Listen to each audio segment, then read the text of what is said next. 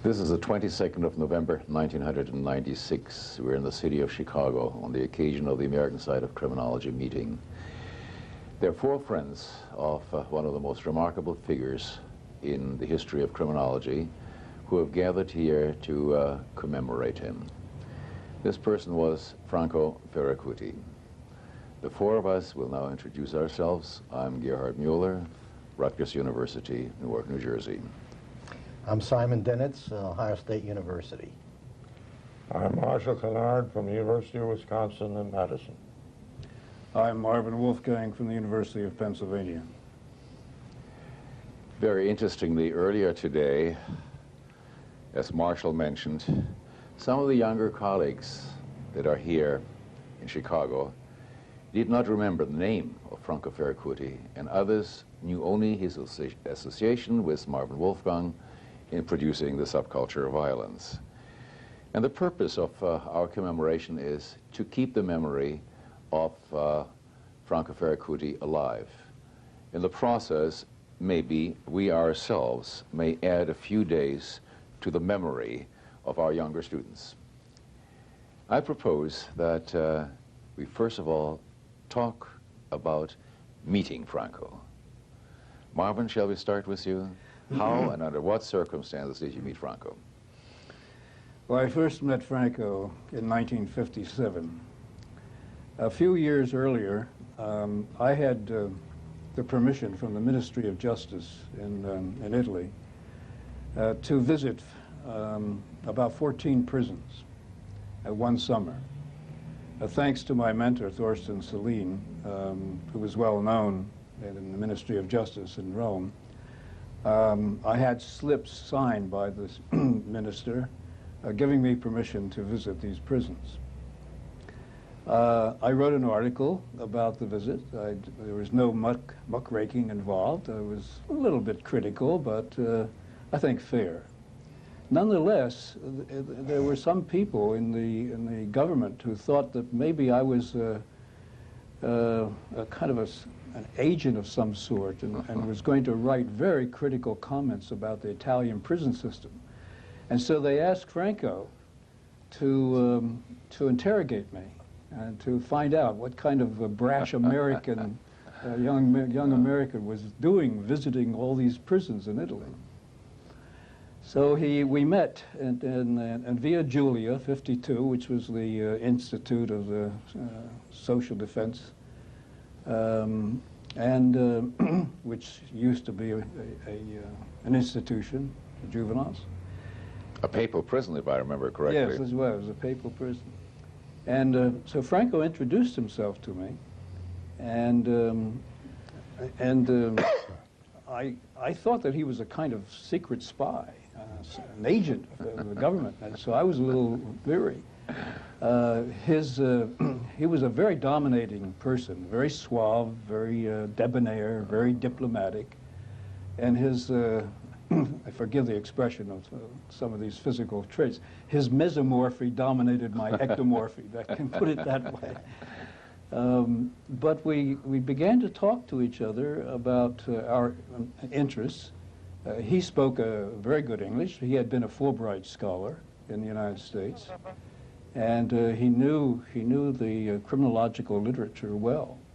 And so we began to discuss the various aspects of criminology and learned that there were many things we had in common. I find it very interesting, Marvin, that you thought of him as somehow a secret agent. Perhaps it is some trait in his that had significance and subsequent expression, but we'll come to that. Marshall, how did you first meet him? Well, I think people would think I met him when he was at the University of Wisconsin, which I think was somewhere around 1954. I forgot the exact date. But actually, I was a professor in Sweden that year. So to my knowledge, I did not meet him at Wisconsin. He was with the, as I recall, the Division of Mental Hygiene. Right. And Leslie Osborne was the director, was a good friend of mine, and he told me a lot about Franco later and his work there and everything. And so I didn't meet him there. I just met him probably at a meeting of the International Criminological Society. Probably was the first time I met him. And he probably not only just because he was a criminologist and I was, I think probably because he knew that I had been at Wisconsin, was there. I think he must have come up and we started a conversation probably about Wisconsin. Yeah. Well, sorry. Well, I believe it was in the late 50s that I met Franco Ferracuti, and I think it was, like Marshall said, at the American Society of Criminology meeting. And apparently the reason that we met had to do with some data that he and his people had collected over the years in the Puerto Rican slums, which was exactly parallel to the work which Requus and I had done in Columbus on good boys, bad boys. The question that he had at that time is, you know, given these slum areas, these desperately poor areas in Puerto Rico, how is it possible that some of these kids do not get into difficulty? So we began to talk about that, and that's the way the friendship blossomed, and it kept going for many, many years. We worked together quite a good deal afterwards, but you don't want to know that, yes. Yeah. We'll get into that. We'll get into right. that. Well, I find that interesting. All of us met Franco at around the same time in the late 1950s. That was my first encounter. The legal philosopher Edmund Kahn of New York University had been in Italy and while visiting in Rome had run into Franco. When he came back to New York, he said, Gerhard, you've got to meet this man. What's his name? Franco Ferracuti. He's a mensch. He's a real mensch, and he works in the area that interests you. So I wrote Franco and got a very nice letter back. That's the way it started. He was working at the time in clinical criminology. His master was Benigno di Tullio, whose work on clinical criminology we then published in English. To me, it occurred at the time that Franco might pursue the Italian tradition, which started with Beccaria, led through Lombroso, and then Di Tullio was sort of the next stage in the Italian development. And I saw Franco as coming out in precisely this direction, in clinical criminology. As a matter of fact, he did not really pursue the clinical routes. Rather, he proceeded on the sociological routes. Social psychological. Yeah. Social psychological. Tell us now how you got Franco roped in to your studies that ultimately led to the development of the theory of the subculture of violence. Well, Franco, as Cy mentioned, Franco was working in Puerto Rico.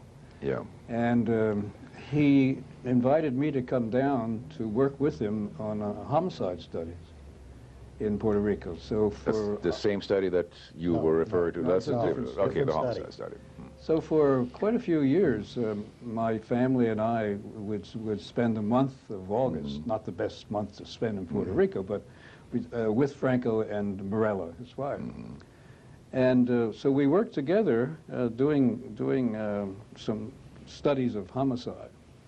And at the same time, I was beginning to think about a subculture of violence, because at the end of my first book, Patterns in Criminal Homicide, I began to, which was only descriptive and not theoretical at all, I began to think about the ways in which people develop a sense of values associated with the ready resort to aggression, physical violence. And I spoke with Franco about that, and he, with his psychological and biological background, was intrigued, and so we began to think and talk about this together. We spent many hours in our swimsuits in San Juan, and talk. I think we talked more about criminology and the subculture of violence than all the words that may be in the book. He was a very stimulating person. He stimulated me to do more writing about the subculture of violence than I ever think I would have done by myself. Yeah. Now, what is the tie-in between the subculture of violence and the more sociologically oriented research that's tied in with the Dinitz reckless work? You're asking me? Yeah. Well, he was interested essentially in some of the same questions about the cultural patterns. One of the cultural patterns that excited him was the problem of delinquency. And one of the aspects of delinquency was the aggressive aspect of it. He was very interested in that sort of thing. Actually, he never left his biomedical base because the data that was collected had a very, very strong tinge of biomedical deal. For example, there were physical examinations on each and every one of the delinquents and non-delinquents down in Puerto Rico. There was, in addition, blood serum tests of all of them. There were parasite examinations and so forth. And in fact, some of those variables turned out to be fairly critical in the differentiation, as it turned out.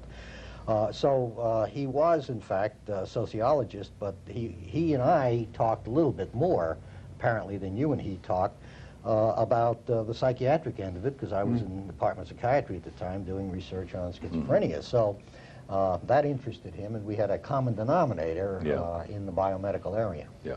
It is, of course, interesting that Franco's basis was medicine. Correct. His degree was an MD degree, and that in itself is an Italian tradition, as the German tradition would have been to have a law degree, and the American tradition is to have a sociology degree. Right. Franco, so in other words, never left the basis of medicine. Now, I'm wondering, personality-wise, why did he stick with violence? Delinquency, the relationship, delinquency and violence. Is there something in his own background, in his personal history, which may have stimulated or predisposed him in that direction? Si? I think I can speak to that. Yeah. One time when I was over at the Institute, and I went over fairly frequently during the writing of this volume, in Rome, he had bought a palazzo in his hometown of Fermo, The palazzo, which sits about 8 miles, I think, from the Adriatic. And he asked me one time whether I wanted to go see it, and of course I said I did. And so we took off, and it's an experience that I shall never again repeat. Driving with Franco is, in a sense, you know, you have to say a prayer before you go. I didn't know any of that. But I soon learned that. Going through those hills, going from west to east, I thought I was going to die several times, but somehow he managed to get there driving his Alfa at a remarkable rate. Anyhow, we got to the town of Fermo, and we stood on a rampart overlooking the city, which is up on a hill there. And he said to me, see, he pointed to a place on that road that we were standing. He said, see, here is where I killed a man.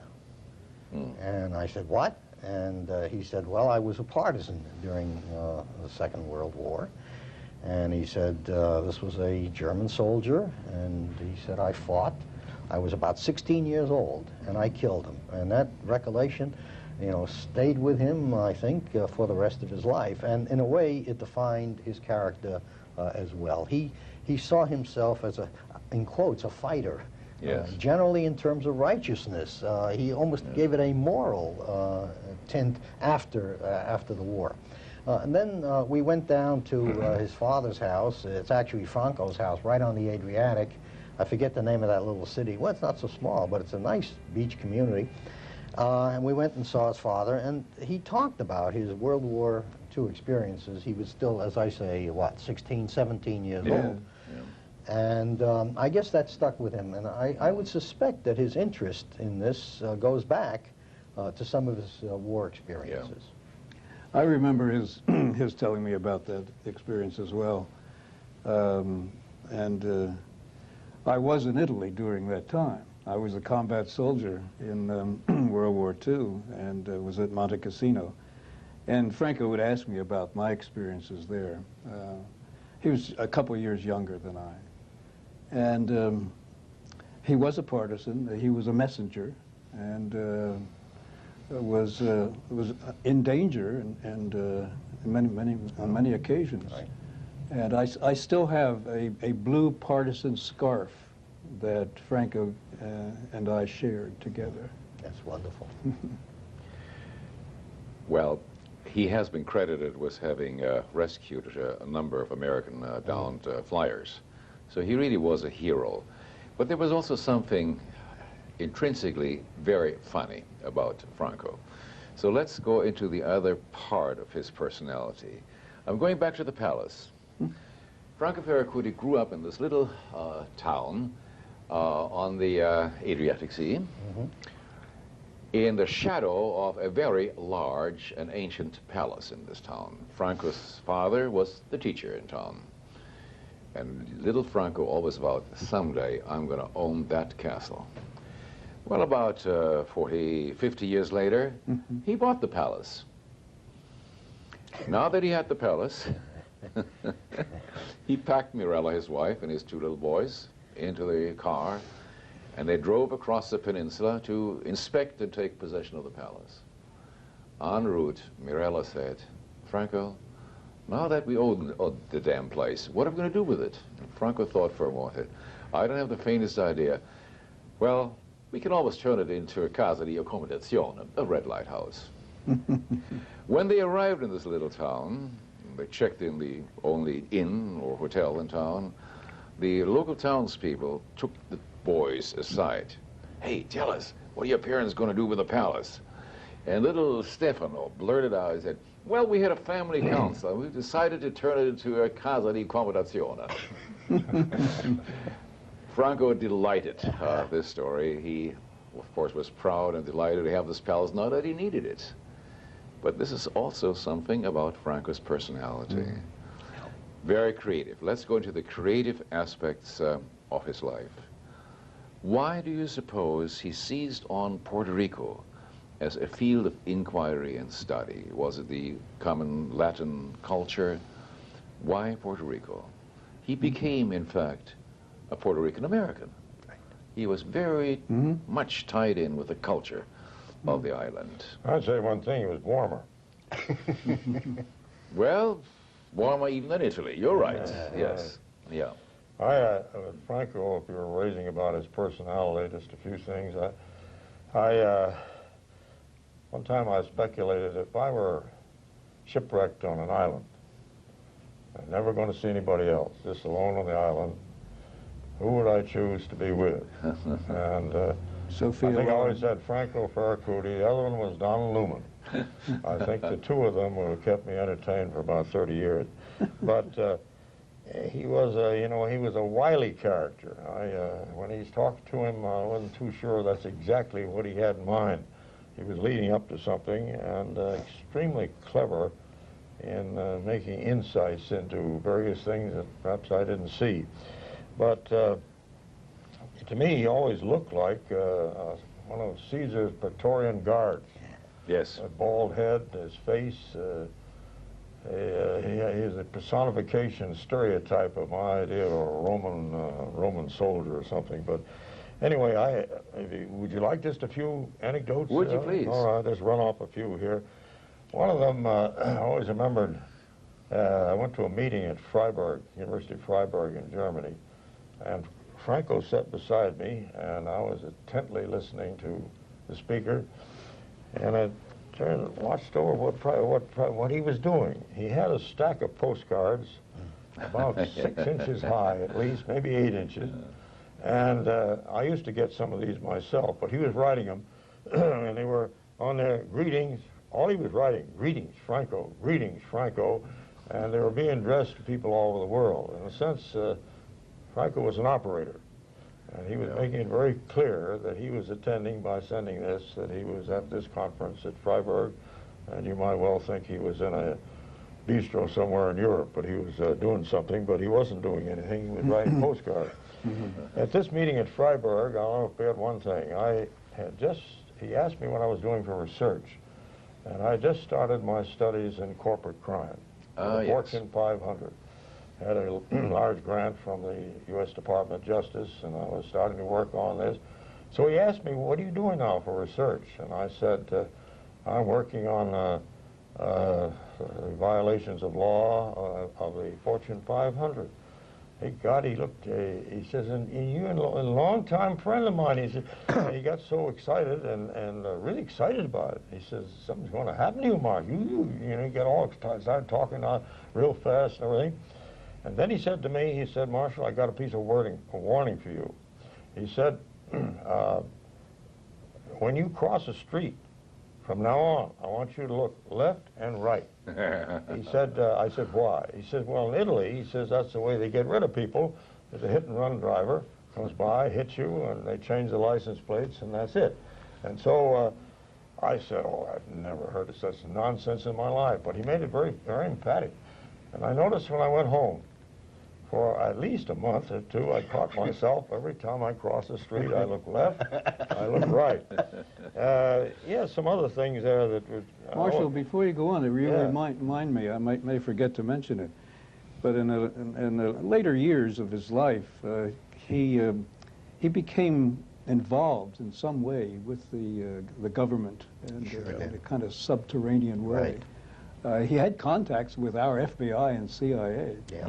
And I'll never forget one of the occasions of being in Rome. We went out to dinner together, and he had something, a bulge in his pocket, and I said, "What's that?" He was carrying a gun. Yes. And I tried to talk him out of doing that, but he was looking right and left all the time. He was, in fact, in danger at the time because he had been involved in profiling the assassins that had been working against the government at the time, precisely. Well, I can add to that, too. Every time I would travel with him in that little car, he would change cars, you know. In the morning, he would drive one, in the afternoon, the other. He always took the gun out from wherever he kept it on that particular occasion and put it under the seat. And so he was never unarmed that I can remember, and in some ways I suspect he thought, like Marshall, that I ought to maybe be armed as well, but I told him I wasn't doing anything important enough other than riding with Franco in the car. You were talking about his interest in Puerto Rico. Yeah. I was with Rockefeller Foundation for a year in East Africa, and he had an idea of doing some kind of a cross-cultural research study in East Africa, and he came down there and spent a couple of weeks. He just ate up Africa, I can only explain. He was just absolutely enthused about it, asking more questions, and other people came there and had a little interest in it. I remember other things. He liked the world around him. I'll never forget, we had a meeting in Rome that night, and we were supposed to be there. But he insisted, my wife was with me, insisted that he show us, not Rome at daytime, Rome at night. And honest to God, I don't know how long late we were for this kind of thing, but he had an enthusiasm for surrounding that many academicians do not have. Yes. I mean, the world around him and everything. Well, shall we then talk about Franco as a cross-culturalist? We mentioned his interest in Africa, his interest in Puerto Rico, his interest in the North American culture. He was in Germany, in Freiburg. He worked with the colleagues in neighboring Slovenia. It is as if his interest expanded from Rome toward the rest of the world, just like the Roman Empire had developed. This cross-cultural interest inevitably led to the United Nations. So that in the late 1950s, early 1960s, he did indeed wind up as one of the social affairs officers in the then social defense section of the United Nations, posted in New York.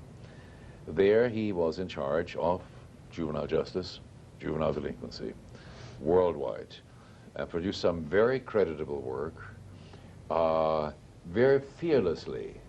Most international civil servants have not only one, but 185 bosses above them. Franco couldn't have cared less. Oh, he was very diplomatic, but he called a spade, never afraid that he might be fired for it from the United Nations. So what? He would go back to Rome or to Puerto Rico. What was his work in juvenile justice like at the time? Juvenile delinquency, Puerto Rico. You assisted him, Marvin, in doing some of the delinquency studies in Puerto Rico. Or you rather worked together, I suppose. Well, I don't know where to begin. He did have this broad cross-cultural interest, and one of the things that he wanted to do, he wanted to test the subculture of violence. Yeah. So he initiated the process of a psychological testing of prisoners and non-prisoners in Puerto Rico. He published a little book on that. Same thing in Sardinia. He took me to Sardinia, and we did a study there as well. But he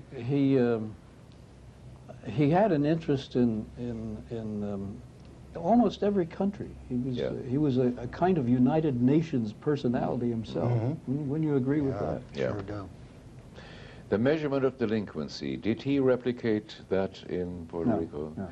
We got involved with him in actually in two studies. The first one was to measure the prevalence of delinquency in 4 different cultures. We had Israel, we had Slovenia, we had the United States, of course, and various other countries, Italy in particular. And he was very helpful in this regard. There we used to some extent the work that you and Thorsten had done on measuring delinquency. In the second study, and that's where Ohio State came in, with Tassos Milonas. We tried to establish the amount of power which populations of various countries attribute to their police officers. How much power should they have? How much power do they actually exercise? Do they abuse power, and so on? And Franco was in charge of the Italian part of this study and did tremendously well.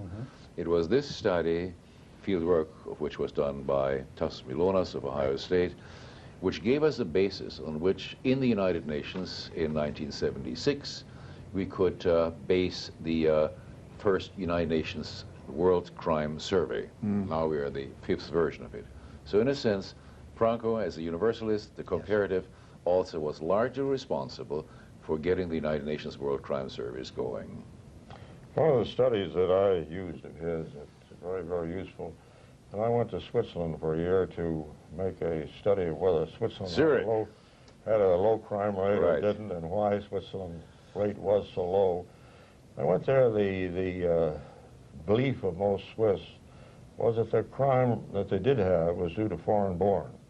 And of course, I made the study there and so on, and the foreign-born are very, very low in the crime rate. It's the Swiss who did it themselves, or people who came in temporarily from France or Italy or Germany to commit a crime and then fled back by nightfall, that type of thing. And as Franco had done a lot, it was very useful to me in my work and research. Franco had done a study of European migration and criminality involving a number of countries. And he found that the foreign-born was in general much lower than the native-born. But again, he pointed out the variety, that in some cases the type of crime that in a given country, the foreign-born, was quite different from the type of crime they did in another country, and there were some places where it was higher.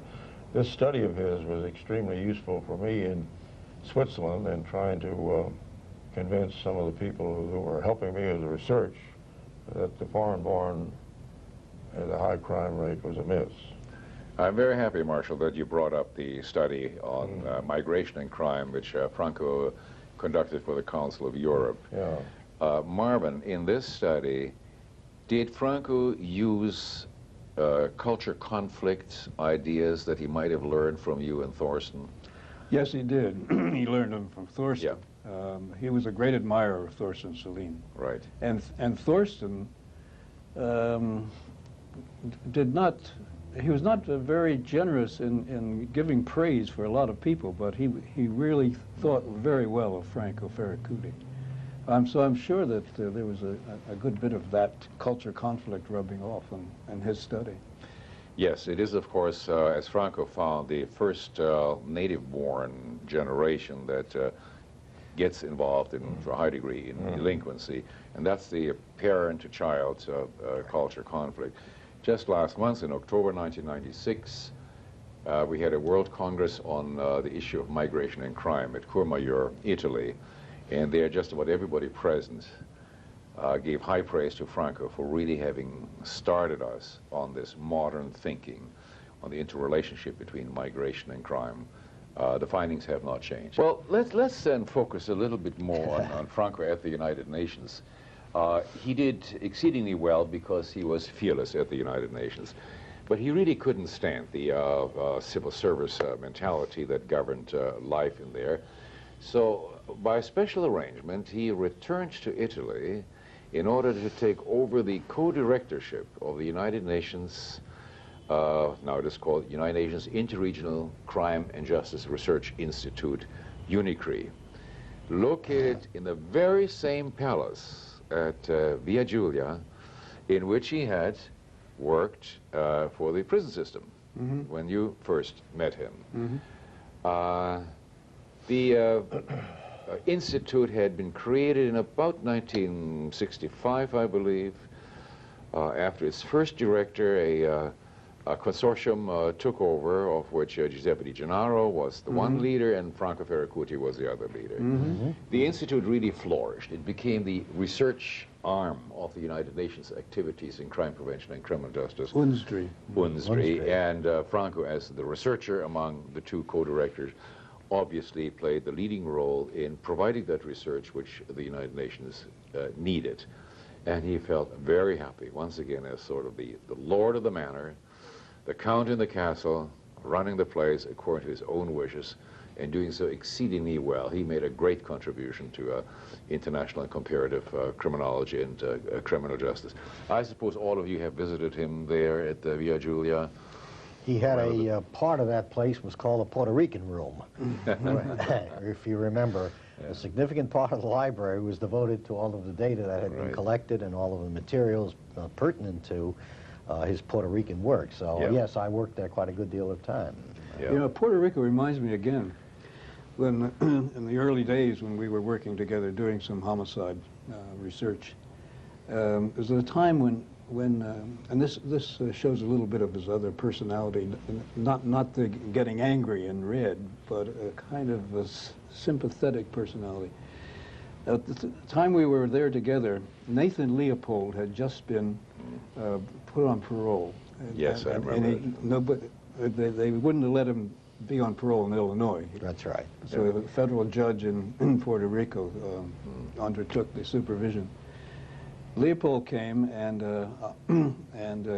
he learned about Franco Ferracuti, and and Leopold decided to have a little reception, and shortly after he arrived, and he had just published his book, I think, 99 Years Plus Life is the title, and Leopold came and I met him there too. And he said, I understand that he said to me, he said, I understand that you and Ferracuti are doing some homicide work. He said, can I join you? And Franco was, he was sympathetic to this man. And he said to me, do you think we should let Leopold come and be involved? And I said, I don't think it's a good idea. But he was very gentle in that respect. Leopold, how did he die ultimately? He was a diabetic, wasn't he? Yes, he was diabetic. I don't know. He was maybe we should say something about Nathan Leopold was part of the Loeb-Leopold famous case.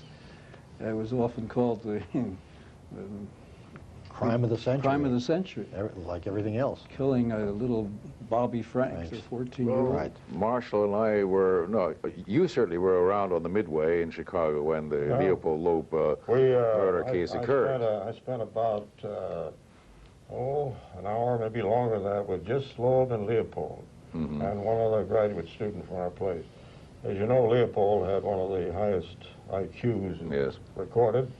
He was extremely good at multiple factor analysis, etc., which was a big thing in those days.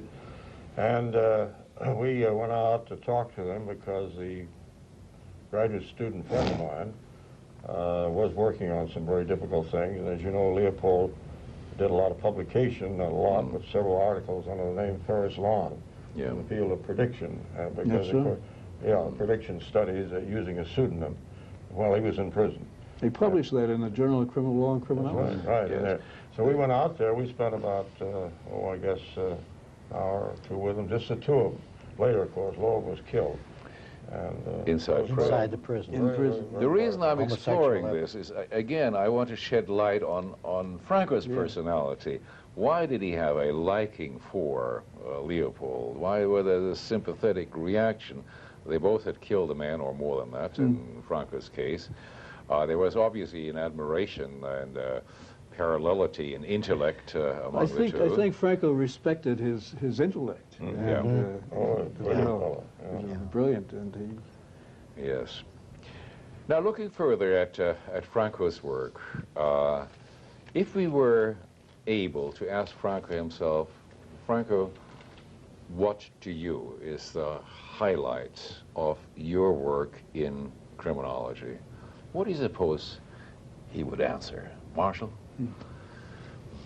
Well, that's a hard one for me to evaluate. I do think it's one of the things I never did know what happened to it. He had a bibliography when I visited him, a card pile of articles in all languages, and all. Yes. Morella, his wife, I think, prepared it.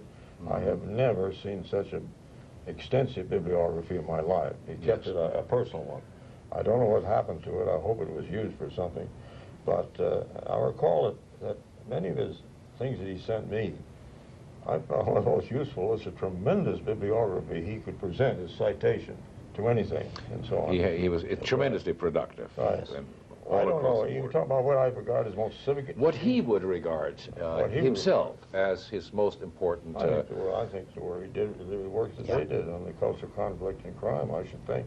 It's what most people know about it. I think the world would certainly agree if he were to say that, and I wouldn't be surprised. The book was appeared in Italian as well. Right. We reversed the authorship. That's right. Because Ferracuti was better known in Italy than I. And then it was also translated into Spanish. Yes. So he was very pleased and proud of that. I would agree. Okay, the subculture of violence, the creation of an entirely new, well, obviously related to what happened before, but the two of you in producing the subculture of violence. And remember that is also an outgrowth of Thorsten Selin. Mm-hmm. Of course. So far as I can determine, the first time the word subculture appeared in English, hyphenated, was in Thorsten's Culture, Conflict, and Crime. Right, right.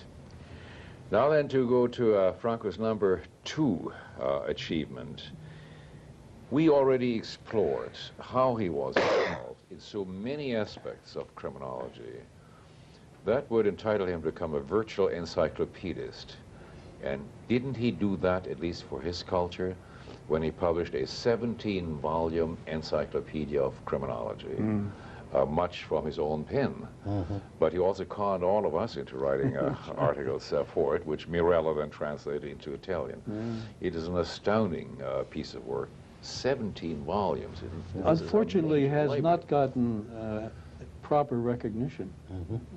I don't think it has. Because it really is restricted to the Italian market. Yeah. That's the unfortunate part. We should retranslate it into English. Well, I think you might want to consider the fact that he was translated by Mirella into Russian and East European languages and became quite an important piece of work over there. So I would simply, as his life ebbed, I think he changed his orientation again. For example, he became much more interested once again in clinical criminology. He had a drug center and did an awful lot of work in that drug center. In fact, I think the last few times I saw him, that's all he talked about was his interest in drug research. So I think that happened. There were a number of other things in his life that changed as well. But he moved back into critical criminology as he moved back into the University of Rome. I think he felt that was important. Well, he had a kind of private practice. He had a large private practice at home. In the evening. Both private patients and corporate patients as well. Between 6 and 8 at night, before dinner, patients would come. One patient, he usually took one patient an evening, and it was a very extensive kind of practice. As far as I know, he had it throughout the time I knew him. Yes. Franco, as an academic, as a university professor, there was part of his career that always troubled me. He fought very hard to get a chair at the University of Rome and ran into all kinds of blind alleys. For one reason or another, at first it didn't succeed. What's the story behind that? I don't know the story. I do know that his complaints were endless about the fact that he was being cut out at the University of Rome. Yes. he lined up whatever support he could get. I remember one time he took me, Morella and I, and went with him to some sort of a reception where they had all of the bigwigs. And I was interested to watch him operate in that context. What he did is he went from person to person, and I couldn't understand much of what he said. Obviously, my Italian is no better than most of my other languages. But he did try, in many ways, to influence faculty members and administrators into promoting him into that particular job. And so, you know, sometimes I thought that his moving into the street where he ultimately lived was in itself calculated to get the professorship. Absolutely. Because Professor Leone, the Prime Minister of Italy, lived next door. Yeah. So that was a good move. Well, he finally made it. He made it double. He also got in psychology. Yeah.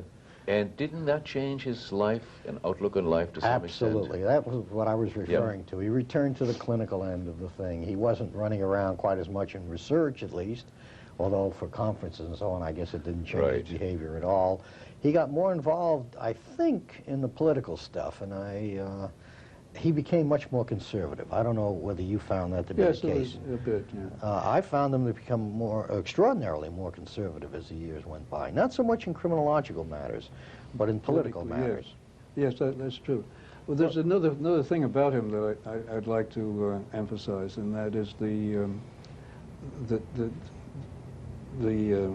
deference that he paid to Benigno di Tullio, his professor. He loved that man. Yes. And Franco and I had similar kinds of parallel situations. My respect and devotion and love of Thorsten, compared to his love and respect and devotion to Di Tullio. And yours for Walter Reckless? Yeah, and we had essentially the same. I wasn't quite as close to Walter as perhaps you were to Celine, but I was close enough. There's something very endearing to Franco's personality to all of us, of course, which is precisely why we became his friends. For me, you see, Franco, I use the term fratello, which is his brother in Italian.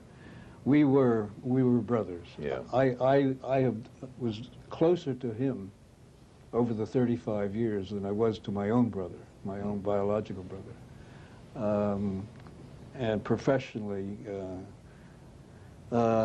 close to Franco, well, except for Thorsten Celine, I was closest to him, and I dearly loved that man. How does Franco live on? Through his students, through his son, who moved into the same kind of trajectory at the University of Rome? What is your thinking on that? Let's look at his students. Of course, there are many students that he has had.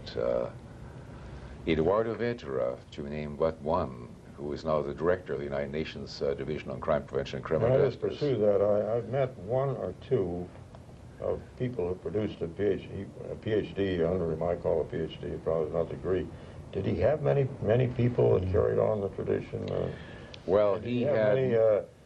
he was scurrying here, there, and everywhere. My own guess is that not too many would pursue their life career with him for a doctorate or whatever it may be. He produced a number of outstanding young men and women. No idea how many? Pietro Marongiu, professor of criminology in Sardinia. Zaid Mohammed, who became the dean at Khartoum and then went to the Arab Institutes. There was Christina, professor of criminology at the University of Rome. Very good. Very, very good. Very good. There are about 10 that come to mind immediately who are now But they didn't have PhDs necessarily. Right. They will carry on his tradition. Because in my view, it's the PhDs that are the main, not the books and the articles you write, it's mainly the PhDs that person turns out, their caliber, that is probably the greater, you ask, what is the future of Franco Ferracuti? Yeah. The problem lies, how much did he influence an individual who now carries on research and teaching? And you feel pretty confident, all of you, that he had that number? Or was he scurrying around writing this, doing this, studying this, and he didn't have those? Oh, he had loyal students whom he impacted significantly, and he also had a secondary following that he impacted, well, less directly. Yeah. But there are a lot of young people, and not so young people anymore, in Puerto Rico, in New York, and wherever he went. Go on. For a degree? Well, they're all professionals now. He would not necessarily supervise their degrees. That he did only. I'm pursuing people who studied like he did with Tullio. That he had actually a degree. I mean, a real. No, that was in Rome. I think the one that I remember best is Bruno.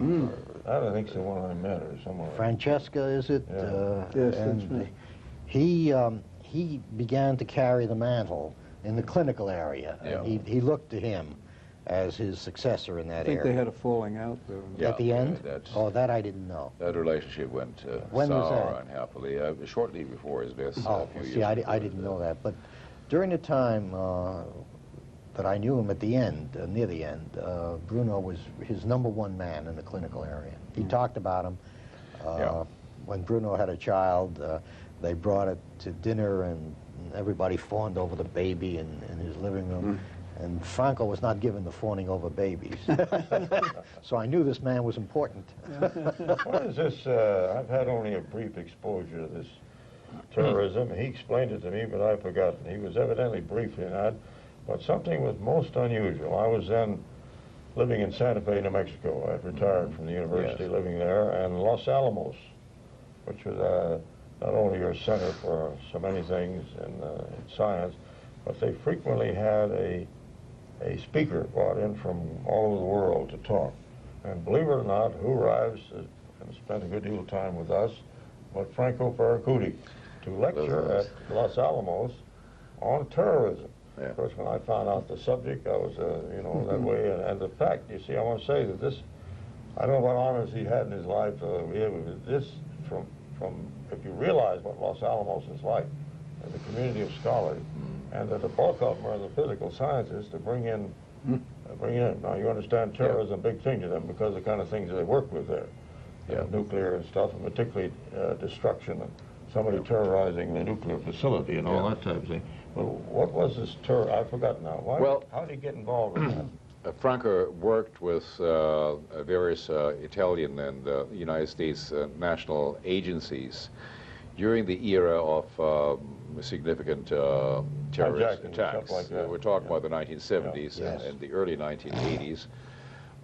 And Franco, particularly through his psychological profiling, that's what he was very successful in exposing some of the terrorist leaders at the time and perpetrators. Italy is generally credited with having been immensely successful in dealing with terrorism. And Franco was a good part of it. Much of it is not publicly known, and perhaps never will be publicly known. But his pistol packing... It was a very brief part of his career. It's part of his pistol packing career, so he never really left that, that area. Well, we're talking about one of the most remarkable figures in world criminology, and the person who, in my view, has carried on the Italian tradition, which is a world leadership position in criminology, starting with Beccaria, leading through Lombroso, Di Tullio, to Franco Ferracuti. And I hope Franco will not be the last one in that line. Who's coming up in Italy? Is it going to be Stefano, his son? Well, it's interesting you mentioned Lombroso. Just recently, Stefano, Franco's elder son, wrote a very intriguing article on Lombroso, bringing him up to date. Very good. So we may have another Ferracuti coming up to take over the Italian leadership in international and comparative criminology. Could be. Gentlemen, I think we have to congratulate ourselves to have been fortunate enough to be touched upon by Franco Ferracuti during his lifetime. Truly one of the most remarkable human beings and one of the leaders forever in our profession. And I hope the tape which we have produced today will tell something to our students and their students and their students through the Oral History Project. Let Franco remain alive forever. Gentlemen, I thank you. Thank you. Thank you.